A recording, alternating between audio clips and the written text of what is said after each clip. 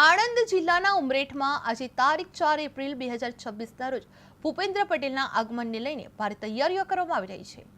ભાજપની ખાલી પડેલી ધારાસભ્ય સીટને ધ્યાનમાં રાખીને આ મુલાકાત મહત્વપૂર્ણ માનવામાં આવી રહી છે।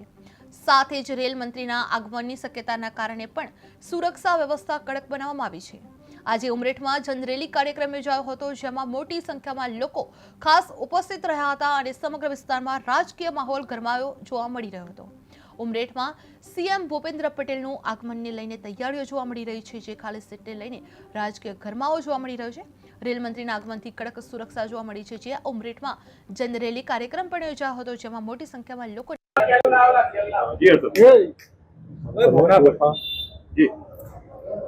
आज रोज उमरेठ नगर खाते उमरेठ विधानसभा चूंटणी इंचार्ज राज्य